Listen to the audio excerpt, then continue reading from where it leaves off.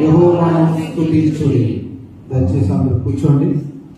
ప్రభువైన యేసుక్రీస్తు వారి నామములో మీ అందరికీ కూడా వందనాలు తెలియజేస్తున్నాను. దైవజనుల కుటుంబానికి వందనాలు. కూడి వచ్చిన మీ అందరికీ ప్రభువైన యేసుక్రీస్తు వారి కృప అత్యధికముగా తోడై ఉండును గాక. ఆమేన్ చెప్పండి. ఆమేన్. హల్లెలూయా. చదవబడినటువంటి కీర్తనలో ఉన్నటువంటి మాటలు ఏమిటంటే స్తుతించడం, ప్రభువుని స్తుతించడం, ప్రభువుని స్తుతించడం, ప్రభువుని స్తుతించడం. అంటే ఎలా స్తుతించాలి ప్రభువుని, ఏ విధంగా స్తుతించాలి, ఏ స్థితిలో ప్రభువుని స్తుతించాలి, ఎప్పుడు ప్రభువుని స్తుతించాలి, ఏ విధంగా ఆయన నామమును మనము ఘనపరచాలి అనేది ఇక్కడ ఆ భక్తుడు తెలియజేస్తూ ఉన్నాడు. ఏ స్థితిలో ఇశ్రాయేలు ప్రజలు ప్రభువుని స్తుతించారు. ఇశ్రాయేలీలు 2వ చరణం చూడండి. ఇశ్రాయేలీలు తమను పుట్టించిన వారిని బట్టి సంతోషించుదురుగా అంటున్నారు. తమను పుట్టించిన వారిని బట్టి ఇశ్రాయేలీలు తమను పుట్టించిన వారిని బట్టి సంతోషించాలంటున్నారు. మనల్ని ఎవరు పుట్టించారు? మనము ఆయన వారము, ఆయన మేకుడు గొర్రెలము, ఆయనే యెహోవాయే మనలను పుట్టించారు. వాళ్ళనే కాదు, ఆదాము ద్వారా మనందరం ఈ లోకానికి వచ్చాం. ఆదాము ద్వారా ఆదాము కావలసినవన్నీ కూడా దేవుడు సిద్ధపరిచిన తర్వాత ఒక దైవజనుడు అంటాడు, ఆయన ఒకవేళ ఆదామును ముందు పుట్టించి తర్వాత ఇవన్నీ చేస్తుంటే ఆదాము ఇవన్నీ నేనే చేశాను చెప్పేవాడేమో. దేవుని నామానికి మహిమకరంగా రాకుండా ఆదాము నేనే ఇవన్నీ చేశాను దేవుడు గారు అని అందేవాడేమో. అంటే మానవుని యొక్క బుద్ధి, మానవుని యొక్క ఆలోచన విధానం ఎలా ఉంటుందంటే తనకే అన్ని చెందాలనుకుంటాడు, తనకు చెందాలనుకుంటాడు కానీ తనను సృజించినటువంటి దేవునికి చెందాలనుకోడు. మానవుని బుద్ధి అది. అంటే దేవుని ఆత్మ లేని వారి బుద్ధి గురించి చెప్తున్నాను. దేవుని ఆత్మ అభిషేకం లేనటువంటి వాళ్ళు ఎందుకుంటారు? నేను అనుకుంటారు. రాజు అయినటువంటి నెబుకద్నెజరు అలాగే అనుకున్నాడు. రాజు అయిన నెబుకద్నెజరు అదే అనుకున్నాడు. అనుకున్నప్పుడు ఏమన్నాడంటే, దేవుడు నీ సంగతి చెప్తాను, మన భాషలో చెప్పి నీ సంగతి చెప్తే నీ చూసుకొని నీ సంగతి ఉంటుందని చూపించాడు. వెంటనే చూపించిన తర్వాత నెబుకద్నెజరు ఒక మాట అంటాడు. అడవిలోకి వెళ్ళి గడ్డి వేశాడు. ఒక రాజు ఒక మహోన్నతమైనటువంటి దేవుణ్ణి, సర్వ ప్రపంచాన్ని సృజించినటువంటి దేవుణ్ణి, దేవుని యొక్క రాజ్యాన్ని తొలనాడి నేను అనే అహంకారం వచ్చినటువంటి రాజుకి ఏ విధంగా దేవుడు బుద్ధి చెప్పాడంటే చూడండి, దానియేలు గ్రంథము. హల్లెలూయా, హల్లెలూయా. చదవండి ఆ మాట. 4వ అధ్యాయం చూడండి. ఆ కాలము గడిచిన పిమ్మట నెబుకద్నెజరును నేను మరలా మానవ బుద్ధి గలవాడనై నా కన్నులు అంతకుముందు ఎక్కడున్నాయి కళ్ళు? అంతకుముందు నెత్తికి నీ కళ్ళు నెత్తి మీదకి వచ్చినాయి. ఆ నెత్తి మీదకి వచ్చినటువంటి కళ్ళు మూసేశాడు దేవుడు. మూసేసిన తర్వాత జంతువులా గడ్డి వేశాడు. అయిపోయిన తర్వాత అనగా ఆ కాలము గడిచిన తరువాత నెబుకద్నెజరు అను నేను ఎక్కడికి ఎత్తాడు కన్నులు? ఇప్పుడు ఆకాశము తట్టు. ఆకాశంలో ఉన్నారు, దేవుడు ఉన్నాడు. ఆమేన్. ఆకాశము తట్టు కన్నులెత్తి చిరంజీవియు ఎవరు? సర్వోన్నతుడకు దేవునికి స్తోత్రము చేసి ఏం చేస్తాడు ఈ రాజు? క్రిస్టియనా? ఎవరి రాజు? క్రైస్తవుడు కాదు, రోమీయుడు కాదు, యూదుడు కాదు, హెబ్రీయుడు కాదు, ఇశ్రాయేలుడు కాదు. ఎవరి రాజు? ఒక అన్యుడైనటువంటి రాజు. ఏం చెప్తున్నాడు? దేవునికి స్తోత్రము చేసి ఘనపరచి స్తుతించి తిని. ఆమేన్ ఆమేన్ ఆమేన్ ఆమేన్ హల్లెలూయా హల్లెలూయా. ఏం చేశాడు ఈ రాజు? దేవుని స్తుతించాడు, దేవుని ఘనపరిచాడు, దేవునికి స్తోత్రం చేశాడు. యెహోవా నామమునకు స్తోత్రము కలుగును గాక. చెప్పండి అందరూ ఆమేన్ చెప్పండి. హల్లెలూయా. ఎప్పుడైతే గనుడైనటువంటి దేవుడిని నువ్వు స్తుతిస్తావు, గనుడైన దేవుడిని నువ్వు ఆరాధిస్తావు, గనుడైనటువంటి దేవుడికి నువ్వు మహిమ చెల్లిస్తావో ఆయన నిన్ను మహిమపరుస్తాడు. మహిమపరచును గాక. చెప్పండి అందరూ చెప్పండి. మహిమపరచొద్దని కూడా చెప్పొద్దు, మీ ఇష్టం. మహిమపరచాలి అంటే దేవుడి మహిమను పరపరిస్తే, దేవుడిని నువ్వు మహిమపరిస్తే, దేవుడిని ఘనపరిస్తే దేవుడు నిన్ను మహిమపరుస్తాడు, దేవుడు నిన్ను ఘనపరుస్తాడు. ఘనమైన వానిగా ఆయన నన్ను దీవించను. ఎబ్బేజు అంటాడు ఘనమైన వానిగా. వేదన పుత్రుడని ఎబ్బేజును ఘనమైన వానిగా దీవించను. ఒక అర్ధరాత్రి 2004వ సంవత్సరం అర్ధరాత్రి 12 గంటలకు దేవుడు ఒక మాట చెప్తున్నాడు. ఆ టైంలో నా పరిస్థితి ఏంటో తెలుసా? తినడానికి సరిగా భోజనం కూడా లేదు. నా భార్య గర్భవతి. ఒక ఆశ్రయంలో ఉంటున్నాం, తినడానికి సరైన భోజనం కూడా లేదు. నేను దీవించాలని పాట రాయమన్నాడు దేవుడు. ఇదేంటంటే బాబు, తినడానికి భోజనమే సరిగ్గా లేకపోతే దీవించాలని పాట రాయమంటాడు. వేదన పుత్రుడు ఎబ్బేజును ఘనమైన వానిగా దీవించిన. వేదన పుత్రుడు ఎబ్బేజును ఘనమైన వానిగా దీవించిన. హల్లెలూయా. ఘనమైన వానిగా దీవించినటువంటి దేవుడు నన్ను దీవిస్తారని పాట రాయని వాడు రాశారు. అన్నీ ఏం చేయలేదు, అలాగే ఉండే రాసిన. అంటే ఒక వ్యక్తి దీన స్థితిలో ఉన్నప్పుడు, దీన స్థితిలో అనగా ఇక అసలు ఓపే లేదు, ఏమాత్రం కూడా అసలు ఊహించడానికి కూడా కష్టం. ఒక దాటికి నేను ఇలా అవుతానని ఊహించడానికి కూడా కష్టమైనటువంటి స్థితిలో ఉన్నప్పుడు దీవించాలని దేవుడు చెప్తే మన ఎబిలిటీని మనుషులు సాధారణంగా ఏం చేస్తారంటే వాళ్ళకున్నటువంటి సిచ్యువేషన్ ని చూసుకుంటారు. యేసేపు దేవుడు దర్శనం ఇచ్చినప్పుడు ఎబిలిటీ ఏంటి? అందరూ తిరస్కరించారు, అందరూ అవమానించారు, తండ్రితో సహా అందరూ కూడా తొలనాడారు, తీసుకెళ్లి గోతులో పడేశారు, చంపాలని చూశారు. ఇదేంటి ప్రభా ఈ విధంగా జరుగుతున్నాయని చెప్పి యేసేపు ఎప్పుడు కూడా ఆ జరిగే సిచ్యువేషన్ ని చూడలేదు. వాళ్ళు చేసినటువంటి కార్యాలు, సొంత అన్నలు చేసినటువంటి కార్యాలను బట్టి యేసేపు ఏమనుకోవాలంటే నా పని అయిపోయింది, దేవుడు ఇచ్చిన దర్శనం లేదు, ఏమీ లేదు, నేను ఎక్కడ రాజును అవుతాను, నేను నా పని లేచి నిలబడింది ఎలా అవుతాను అనేటువంటి ఆ సిచ్యువేషన్ ని చూడలేదు. Don't look to the situations. Look to the situations changer. పరిస్థితుల వైపు చూడొద్దు, పరిస్థితులను మార్చగలిగినటువంటి దేవుని వైపు చూడాలి.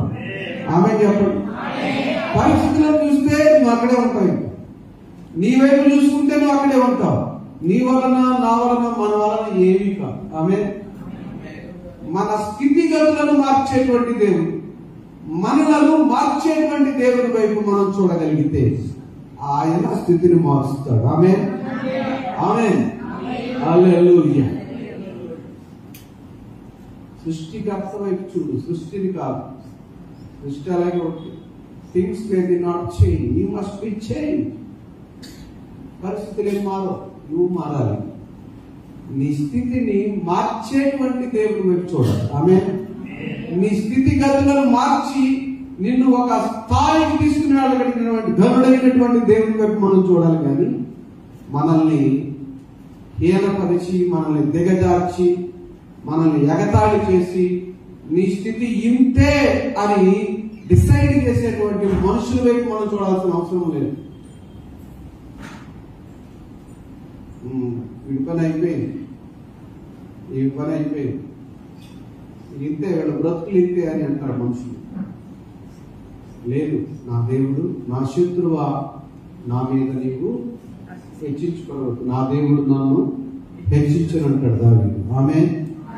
దావీదుకి రాజ్యం లేదు, రాజయ్యాడు కానీ, దేవుడి చేత అభిషేకం పొందుకున్నాడు కానీ, దేవుడు ఎన్నుకున్నాడు కానీ రాజ్యం లేదు. రాజు తరపున సైన్యం ఉంది, అనగా సౌలు రాజు తరపున సైన్యం ఉంది, దావీదు తరపున 34 మంది ఉన్నారు అంతే. వాళ్ళు కూడా బలహీనులు, వాళ్ళు కూడా ఏదో దిక్కు లేక దావీదు పక్షాన్ని చేరారు అంతే.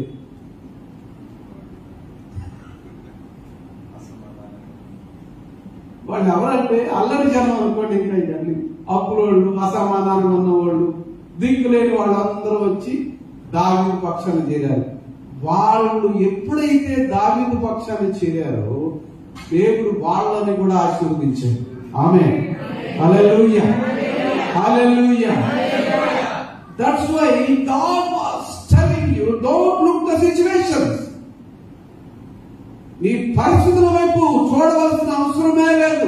నీ పరిస్థితులను, నీ స్థితిగతులను మార్చి నిన్ను బాగు చేసేటువంటి దేవుని వైపు చూడు. ఆమేన్. హల్లెలూయా, హల్లెలూయా. యేసుక్రీస్తు వారి రక్తములో విజయం ఉన్నది, యేసుక్రీస్తు వారి రక్తములో ఆశీర్వాదం ఉన్నది, యేసుక్రీస్తు వారి రక్తములో ఏదైతే యాడ్ చేసుకోండి, యాడ్ చేసుకోండి. దెయ్యపు కార్యాలను గెలిచిన రక్తం. ఆమేన్. నాకు ఆ పాట చాలా ఇష్టం.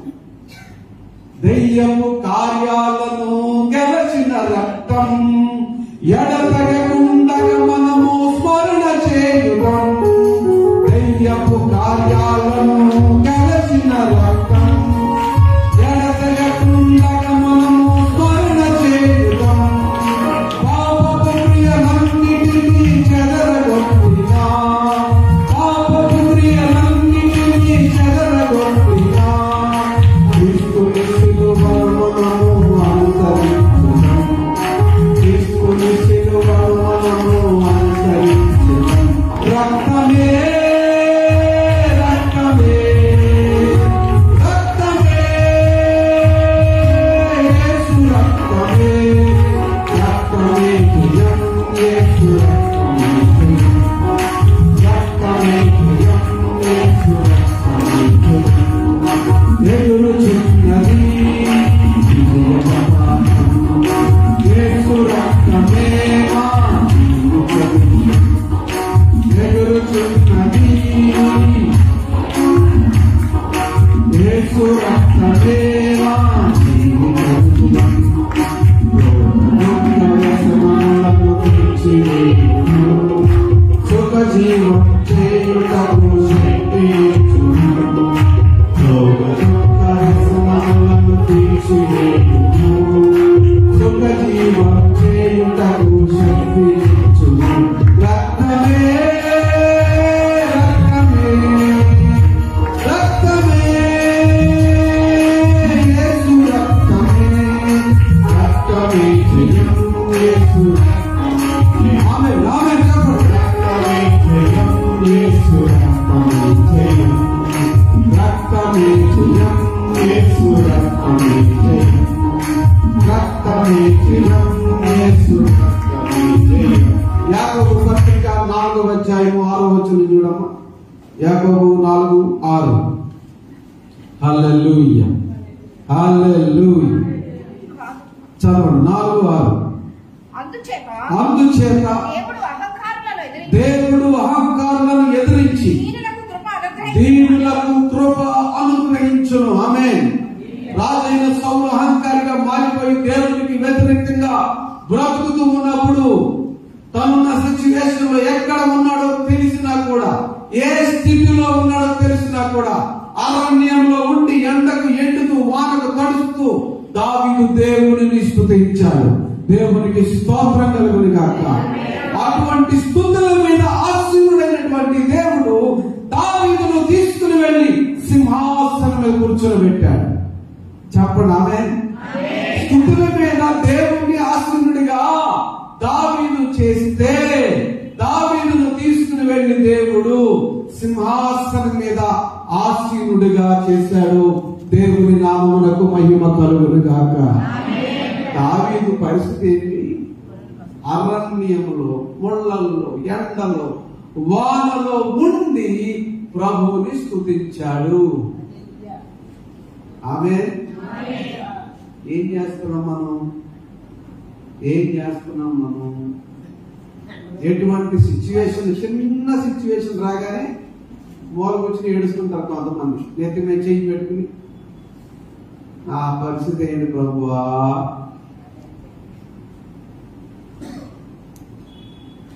మోకరించు. నెత్తి మీద చేయి తీసేసి మోకరిస్తే అప్పుడు పరిస్థితిని మారుస్తాడు.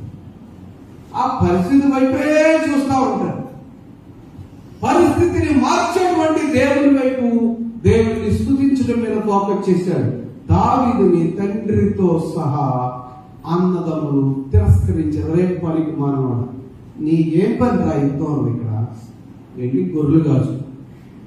వెళ్ళి గొర్రెలు కాచుకరా పనికి మానవాడు అని చెప్పి అన్నారు. మన భాషలో చెప్పుకోలేదు. అతన్ని పనికి వచ్చేవాడిగా చూశారు. దావీదులో తల్లిదండ్రులు, అన్నదమ్ములు గొర్రెల కాపరిని చూశారు. అని దేవుడు రాజుని చూశాడు. ఆమేన్ చెప్పండి. ఆమేన్ చెప్పండి. దావీదులో దేవుడు రాజుని చూశాడు. నిన్ను బట్టి, నీకున్న టాలెంట్స్ ని బట్టి, నీకున్నటువంటి అవతారాన్ని బట్టి, లేదా నీ రూపాన్ని బట్టి, నీకున్న చదువును బట్టి ప్రజలు ఒక రకంగా నిన్ను చూడొచ్చు. కానీ నీవు దేవునికి విధేయులుగా మారితే దేవుడు నిన్ను నీ పట్ల కలిగి ఉన్న ప్రణాళికను నెరవేర్చి ఒక ఉన్నతమైనటువంటి స్థితిలో ప్రజలు చూసేలాగా చేయగలడు. ఆమేన్. హల్లెలూయా. మన ఎబిలిటీస్ కాదు, మన యొక్క స్థితులు కాదు, మన యొక్క సామర్థ్యం కాదు, దేవుని సామర్థ్యం మీద, దేవుని యొక్క ఆలోచన మీద, దేవుని యొక్క ప్రణాళిక మీద మనం ఆధారపడి ఆ విశ్వాసముతోటి ప్రభువుని మనం స్తుతించగలిగితే ప్రభు ఏం చేస్తాడంటే లేపి నిలబెడతాడు. దేవునికి ఇష్టం. ఏమన్నాడు ఇక్కడ? చదువు, మాట చదువు ఒకసారి. అందుచేత దేవుడు అహంకారులను ఎదిరించి దీనులకు కృప అనుగ్రహించును. You must be humble before God. దేవుని ఎదుట నిన్ను నీవు తగ్గించుకొని, దేవా I'm nothing, you are everything, నేను ఏమీ కాను, సర్వోన్నతమైనటువంటి దేవుడు నీవే, నన్ను హెచ్చించగలిగిన వాడవు నీవే, నా స్థితిని మార్చగలిగిన వాడవు నీవే అని దేవుని ఎదుట నిన్ను నీవు తగ్గించుకుంటే దేవుడు ఏం చేస్తాడంటే దావీదులాగా సింహాసనం మీద ఆసీనుడిగా చేస్తాడు. ఆమేన్ చెప్పండి. ఆమేన్ చెప్పండి. ఆమేన్. దావీదులాగా మీరు గొర్రెలు కాసుకోలేదండి, దావీదుని హెచ్చించాడు, మమ్మల్ని హెచ్చిస్తాడంటే మీ సిచ్యువేషన్ బట్టి మిమ్మల్ని హెచ్చిస్తాడు. ఆమేన్. ఎవరి ఎడల దేవుడు ఒక్కొక్కరి ఎడల ఒక్కొక్క ప్రణాళిక ఉంటుంది. అందరూ రాజులు కాలేదు, అందరూ సైన్యాధిపతులు కాలేదు, అందరూ అన్ని విధాలు కాదు. ఎవరి పట్ల నేను మిమ్మల్ని గూర్చి ఉద్దేశించిన సంగతులను నెరవేరును. రాబో కాలమందు సమాధానకరమైన ఉద్దేశములే కాని హానికరమైనవి కావని ఇర్మియా గ్రంథము 29:11 ఇశ్రాయేలు ప్రజలతో ఇర్మియా ప్రవక్త మాట్లాడుతూ ఉన్నాడు. ఇశ్రాయేలు ప్రజలు కృంగిపోయి మమ్మల్ని దేవుడు మర్చిపోయారు అనుకున్నారు, కానీ దేవుడు వారిని మర్చిపోలేదు. ఇర్మియా ప్రవక్త ద్వారా మాట్లాడుతూ ఉంటే, సత్యాన్ని మాట్లాడుతూ ఉంటే, అనగా దేవుడు మీ పట్ల కలిగి ఉన్న ప్రణాళికను నెరవేరుస్తాడని ఇర్మియా స్పష్టంగా చెప్తూ ఉంటే, ప్రజలు విశ్వసించకుండా బబులోను దేశంలో ఇల్లు కట్టుకొని, ద్రాక్ష తోటలు నాటుకొని, అన్యులతో సాంగత్యం చేస్తూ దేవుడిని మరిచిపోయిన ప్రజలతో యిర్మీయా మాట్లాడుతుంటే వాళ్ళు విని విశ్వసించకుండా యిర్మీయాని పట్టుకుని కొట్టారు. యిర్మీయాని పట్టుకుని కొట్టారు. నిజమైన ప్రవక్త వచ్చి నువ్వు చేసే పని చెప్పాడనుకో, నువ్వు అంగీకరిస్తావు. అంగీకరించే ప్రజలు ఈ రోజులు లేదు. నువ్వు కాబట్టి ఇంకొకరు. చాలా జాగ్రత్తగా జీవించాలి. దేవుడిని స్తుతించాలి, దేవుడిని ఆరాధించాలి, దేవునికి నిన్ను నువ్వు అప్పగించుకోవాలి. దేవుడు నీ పట్ల కలిగి ఉన్న ప్రణాళిక ఏమిటో వాక్యాన్ని చదివి ప్రార్థించి దేవుడిని స్తుతించి తెలుసుకోవాలి. ఇవి నీవు చేయకపోతే దేవుని బిడ్డగా నీవు, నిజమైనటువంటి దేవుని బిడ్డగా నువ్వు జీవించకపోతే, నిజముగా నీ హృదయాన్ని, నీ మనస్సును, శరీరాన్ని దేవునికి పరిపూర్ణంగా అప్పగించుకొని జీవించకపోతే ఎంత కాలము నీవు భక్తి చేసిన పైకి భక్తి పరుడవే, పైకి భక్తి పరురాలవే, ఏమవుతుంది నీ స్థితి?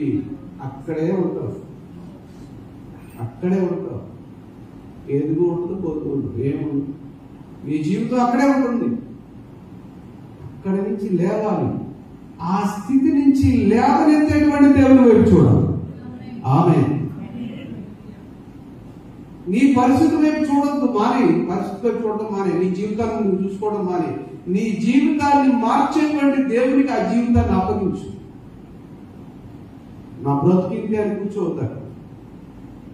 ఇంతే అంటారు కొంతమంది. ఇంతే నా బ్రతుకుని కూర్చుంటారు. కూర్చోబడతారు. ఆ బ్రతుకును మార్చేటువంటి దేవునికి నేను అప్పగించుకుని దేవుని నేను స్తుతిస్తే, ఆ స్తుతుల వస్త్రము మీద, స్తుతుల సింహాసనం మీద ఆశీనుడైనటువంటి దేవుడు నీకొక సింహాసనాన్ని ఏర్పాటు చేస్తాడు. ఆమేన్. హల్లెలూయా.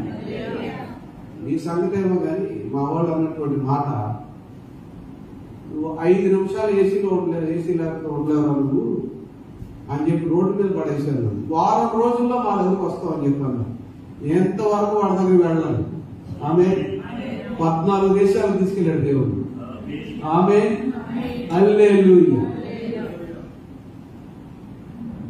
నన్నేం దేవుడు తప్పు చేయలేదు. 6 నెలలు బాధపడ్డాను. భయంకరమైనటువంటి బాధ. ఒకే జత బట్టలు 6 నెలలు, ఒకే జత బట్టలు 6 నెలలు. ఎలా ఉంది అని తెలుసా? అడుక్కునేవాడు ఉంటాడు కదా రోడ్డు మీద అడుక్కునేవాడు బట్టలు ఎలా ఉంటాయి? పిచ్చివాడు తిరుగుతుంటారు కదా. నన్ను పిచ్చోడు అనుకున్నారు అందరూ. ఇక పిచ్చివాడు అనుకుని ఎవడన్నా వచ్చి కొంచెం భోజనం పెట్టేవారు. ఆ సిచ్యువేషన్ నుంచి లేపాడు దేవుడు. ఆమె నేనేం దేవుడు కంప్లైంట్ చేయలే. దేవుడికి ఎట్లా దేవుడిని దూషించలా. నాకు ఆనందం వచ్చేసింది. ఎందుకు పుట్టాను, ఎందుకు బ్రతుకుతున్నాను, చనిపోతే ఎక్కడికి వెళ్తానని ఆలోచనకి యేసు ప్రభు వారు నాకు సమాధానం ఇచ్చారు. ఆ సమాధానంతో ఎంతవరకు బ్రతుకుతున్నాను, బ్రతికి ఉన్నాను, మీ ముందు నిలబడి ఉన్నాను. ఈరోజు ఎలాంటి వస్త్రాలు వేసుకున్నాను? తెల్లటి వస్త్రాలు వేసుకున్నాను. ఆమె ఎవ్వరి వైపు చూడాల్సిన అవసరం లేదు. నీ స్థితిగతులను మార్చేటువంటి యేసయ్యే. నీ చదువు, నీ జ్ఞానము, నీ గురువు ఇది ఏది చూసుకోవద్దు. నిన్ను తన స్వరూపంలో తన పోలుకు చొప్పునటువంటి చేసుకున్నటువంటి దేవుని వైపు చూసి ఆ దేవుని నువ్వు మనసారా నువ్వు స్తుతించగలిగితే, మనస్ఫూర్తిగా దావీదు దేవుని స్తుతించాడు. మనస్ఫూర్తిగా యేసేపు దేవుణ్ణి నమ్మాడు. మనస్ఫూర్తిగా దానియేలు దేవుని సన్నిధిలో 3 రోజుకి వెళ్లి ప్రార్థన చేశాడు. ప్రార్థన చేస్తే చంపేస్తారు. ప్రార్థన చేస్తే చంపేస్తారు. ఆజ్ఞ బయలుదేరి ఆ విగ్రహానికి తప్ప నువ్వు దేనికి ప్రార్థన చేసినా చంపమని ఆజ్ఞ బయలుదేరినటువంటి దేశంలో దానియేలు వెళ్లి 3 దేవుని స్తుతించాడు. అది బ్రతుకుంటే దేవుని కొరకు జీవిస్తాం, చనిపోతే ఇక్కడికి వెళ్తాం. ఆమేన్. దినవృత్తాంతములు 2వ గ్రంథము 20వ అధ్యాయము 20 నుంచి 22 వచ్చిన. ఆమేన్. హల్లెలూయా. అంతటా వారు ఉదయమునే లేచి అరణ్యమునకు పోయిరి. వారు పోవుచుండగా యెహోషాపాతు నిలువబడి యూదా వారలారా యోధా వారులారా, యెరూషలేము కాపురస్తులారా, యెరూషలేము కాపురస్తులారా, నా మాట వినుడి, నా మాట వినుడి. మీ దేవుడైన యెహోవాను నమ్ముకొనుడి. మీ దేవుడైన, జాగ్రత్తగా వినండి, మీ దేవుడైన యోధా వారులారా, యెరూషలేము కాపురస్తులారా, నా మాట వినుడి, మీ దేవుడైన యెహోవాను నమ్ముకొనుడి. అప్పుడు మీరు స్థిరపరచబడుదురు. ఆయన ప్రవక్తలను నమ్ముకొనుడి, అప్పుడు మీరు కృతార్థులగుదురని చెప్పాను. మరియు అతడు జనులను హెచ్చరిక చేసిన తర్వాత యెహోవాను స్తుతించుటకు గాయకులను ఏర్పరిచి, వారు పరిశుద్ధాలంకరములు ధరించి సైన్యము ముందర నడుచుచు, యెహోవా కృప నిరంతరముండును, ఆయనను స్తుతించుడి అని స్తోత్రము చేయుటకు వారిని నియమించరు. ఏమంటున్నాడు? ఆయనను చెప్పండి, ఆయనను చెప్పండి అందరూ, ఆయనను స్తోత్రము చేయండి, ఆయనను స్తుతించుడి. అప్పుడు మీరు బాగుపడతారు, అప్పుడు మీ పరిస్థితులు మారుతాయి, అప్పుడు మీరు అనేకుల ఎదుట స్థిరపరచబడతారు. దేవుడు అవమానపరిచేవాడు కాదు, అవమానం నుంచి విడిపించేవాడు. కించపరిచేవాడు కాదు, కించపరిచేవాడు. దేవుడు దీనులను, అహంకారులను ఎదిరించి దీనులను ఆశీర్వదించి లేవనెత్తేవాడు. ఆమేన్, హల్లెలూయా. పరిస్థితులు ఏవైనా సరే, ఎక్కడ వెళ్ళమంటే అక్కడికి వెళ్ళండి. మీరందరూ ప్రార్థన చేస్తున్నారు, దేవుడు నాకు ఇచ్చిన దర్శనం, దైవజనులు మీతో ఎక్కువ పంచుకుంటారు. నేను 2 మాటలు చెప్పి ముగిస్తాను. దేవుడు హర్యానా వెళ్ళమన్నాడని మీ అందరూ ప్రార్థన చేశారు, దేవుడు ఇచ్చిన దర్శనం. టైం వచ్చింది, దేవుడు వెళ్ళమంటున్నాడు.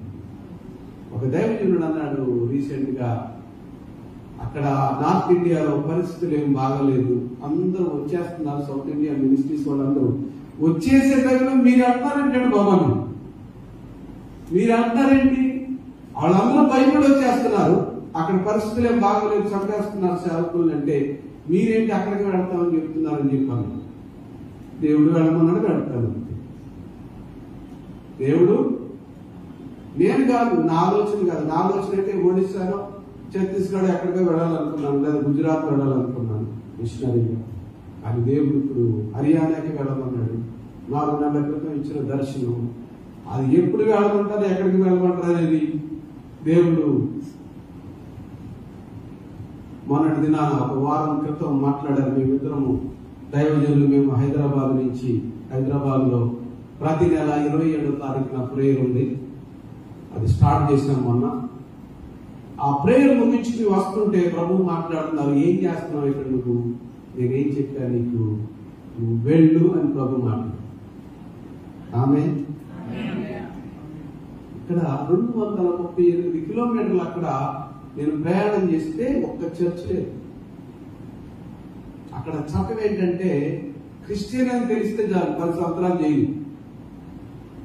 తెలిస్తే బైబిల్ ఉంటే చాలు, లేదా జాన్సన్ అని పేరు ఉంది, ఏం చేస్తాను ఇక్కడికి వచ్చావు, నువ్వు ఎక్కడ నువ్వు ఎందుకు వచ్చావు ఇక్కడికి అని ప్రశ్నించి ముందు జైల్లో అరెస్ట్ చేసి జైల్లో తీసుకెళ్తారు, పోలీస్ స్టేషన్ తీసుకెళ్తారు. కానీ దేవుడు అక్కడికే వెళ్ళమన్నాడు. ప్రార్థన చేయండి, ఏం చేయాలో తెలీదు, ఎక్కడ ఉండాలో తెలీదు. అక్టోబర్ 10వ తారీఖున వెళ్తున్నాను. దేవుడు ముందుగా వెళ్ళి చూసి రమ్మన్నాడు. వెళ్ళిపోయిన తర్వాత మా బాబు చదువు ఉంది ఇక్కడ, ఒక 4 నెలల తర్వాత 4 నెలల కాలం వెళ్ళి వస్తా ఉంటాను. మా భార్య ఇక్కడే ఉంటుంది. తర్వాత కొత్త సంవత్సరంలో అక్కడికి పూర్తిగా వెళ్ళిపోవాలని ప్రభు ఆలోచన ఇచ్చారు. కాబట్టి మీ అందరూ ప్రార్థన చేయండి, స్తుతించండి ప్రభు. ఏడవద్దు, నా కోసం పాస్ గారు వెళ్తున్నారు ప్రభు, ఏం జరుగుతుందని ఏడవద్దు, స్తుతించండి ప్రభు. ఆమేన్. మనం ఏడవకూడదు, ప్రభుని స్తుతించాలి. నేను బ్రతుకున్నా వెయ్యే, చచ్చిపోయినా వెయ్యాలన్నాడు. ఆమేన్, హల్లెలూయా. ఆవిడ ఏడవడానికి కాదు, దైవజనులను సంప్రదించండి, మీరు మాట్లాడండి, ఈ చర్చ్ నుంచి దేవుడు అనగా అంతకుముందు నేను 7 రాష్ట్రాలలో పరిచయం చేశాను. ఇప్పుడు ఇది 9వ రాష్ట్రానికి నేను వెళ్తున్నాను. కాబట్టి పరిపూర్ణంగా నార్త్ ఇండియా పరిచర్య కొరకు వెళ్తున్నా సంఘం నుంచి. కాబట్టి మీ అందరూ ప్రార్థించాలని దేవుని పేరట నేను కోరుతున్నాను. ఇక్కడ ఏమంటున్నాడంటే ఆ మాట చూసి వాళ్ళకి విజయం ఇచ్చారు. వాళ్ళు ఎవరిని? ప్రభువుని స్తుతించారు. వాళ్ళు ఆ మాట ఒకసారి చదవడం. ఒకసారి వారు పరిశుద్ధ అలంకరములు ధరించి సైన్యము ముందర నడుచుచు యెహోవా కృప నిరంతరముండును ఆయనను స్తుతించుడి. దేవుణ్ణి స్తుతించుకుంటూ సైన్యం బలంతో మా దగ్గర కత్తులు ఉన్నాయి, డాళ్ళు ఉన్నాయి అని చెప్పి సైన్యం బయలుదేరి అలా సైన్యానికి ముందు ప్రభువుని స్తుతించేటువంటి ఆయన బిడ్డలు ఉన్నారు. దేవుని స్తోత్రం. అర్థమవుతుందా మీకు? ఈ ఏడవల వాళ్ళు అయ్యో మాకు కష్టం వచ్చింది, మా పరిస్థితిని ఎవరు మారుస్తారని చెప్పి లేదా సైన్యం వైపు చూడాల. వాళ్ళు సైన్యం వైపు చూడలేదు, దేవుని వైపు చూశారు, దేవుడిని స్తుతించారు. దేవుడు వాళ్ళకి విజయాన్ని ఇచ్చాడు. అక్కడ యెహోషాపాతు అన్నటువంటి మాట ఏమిటంటే, మీ దేవుడైన యెహోవాను నమ్ముకొనుడి, అప్పుడు మీరు స్థిరపరచబడుదురు. ఆయన ప్రవక్తలను నమ్ముకొనుడి, అప్పుడు మీరు కృతార్థులగుదురు అన్నాడు. మన నమ్మకం, మన విశ్వాసం, మన ఆధారం అన్ని కూడా ఆయనై ఉంటే ఈ భూ ఆధారాలను కదిలించేసి మన సహాయం చేస్తాడు దేవుడు. ఆమె ఎవడైనా కదిలించగలడు దేవుడు. మనల్ని బట్టి ఎమ్మెల్యే గారు, ఎంపీ గారు, ప్రధానమంత్రి గారు ఎవరైనా ఓకే. దేవుడి దృష్టిలో అందరూ సమానమే. ఆ పదవి ఇచ్చింది ప్రజల చేతే మళ్ళీ ప్రేరేపించి పదవిలో కూర్చోబెట్టాడు వాళ్ళని. ఆమె హల్లెలూయా. ప్రభు నామానికి మహిమ కలుగునిగా. Thank you so much. ఒకసారి అందరూ లేచి నిలబడి హల్లెలూయా, హల్లెలూయా, హల్లెలూయా, హల్లెలూయా, హల్లెలూయా, హల్లెలూయా, హల్లెలూయా. ఒక తీర్మానం. హల్లెలూయా యేసయ్యా, ఓ యేసయ్యా. ఆయనతో ఉంటే, ఆయనతో కలిసి ఉంటే, ఆయనతో జీవిస్తే, ఆయన జీవితానుసారంగా ఆయనను స్తుతిస్తే 2 చేతులు పైకి నేను నీవు సమర్పించుకు. దేవా, నన్ను నేను సమర్పించుకుంటున్నాను, నీ సన్నిధికి సమర్పించుకుంటున్నాను. నీ సన్నిధిలో మోకరించి నీ మార్గములో సాగేదా, నీరసించగా సాగేదా. దేవుడు